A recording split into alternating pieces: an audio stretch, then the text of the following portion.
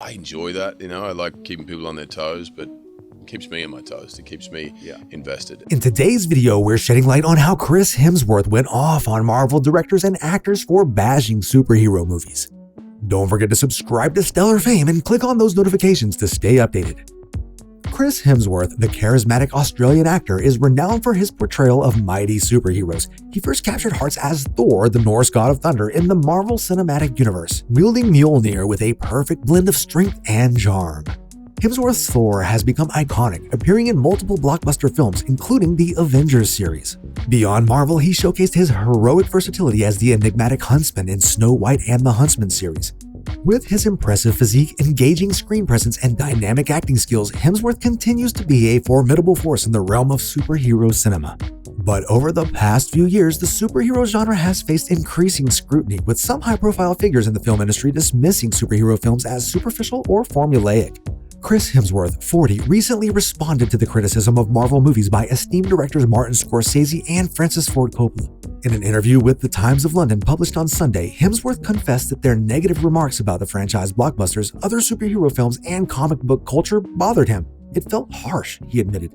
Martin Scorsese previously criticized comic book movies, likening them to theme parks and claiming they are not real cinema. Francis Ford Coppola supported Scorsese's views, calling superhero films despicable and questioning whether audiences gain anything from watching repetitive content. Coppola agreed with Scorsese's assertion that Marvel movies are not cinema.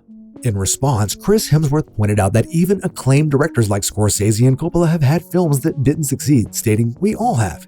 He continued, "When they talk about what was wrong with superheroes, I thought, cool, tell that to the billions who watch them. Were they all wrong?" Hemsworth argued that the decline in cinema attendance was due to smartphones and social media, not superhero films, which he believes actually kept people coming to the theaters during that period. He suggested that superhero movies deserve more appreciation for this reason. Additionally, Hemsworth expressed his disappointment with actors like Idris Elba and Christian Bale, who have appeared in Marvel films but later criticized them.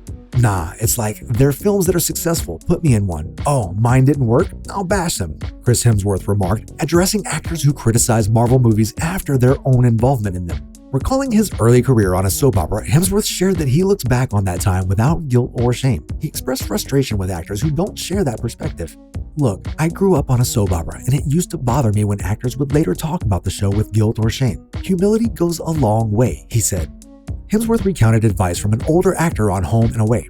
"We don't get paid to make the good lines sound good, but to make the bad ones work." This lesson has stayed with him. Reflecting on his role as Thor, Hemsworth acknowledged the superhero curse, where actors risk being pigeonholed. "If I ever went back to Thor, I'd wonder how we could change it again," he noted. "But there is a superhero curse in the sense you get pigeonholed, and I felt a little hamstrung with what I could do. So desperately wanted something to scare the shit out of me, and Furiosa did." He was referring to his upcoming action-adventure film Furiosa, a Mad Max Saga, where he stars opposite Anya Taylor-Joy. In Furiosa, a Mad Max Saga, premiering in theaters on May 24th, Chris Hemsworth takes on the role of Warlord Dementus, who leads a massive biker horde in the wasteland. As a reminder, if you're enjoying this video, please don't forget to subscribe to this channel for even more celebrity news. Before landing this role, Hemsworth admitted he had grown bored of himself due to the lack of creative challenges while playing Thor.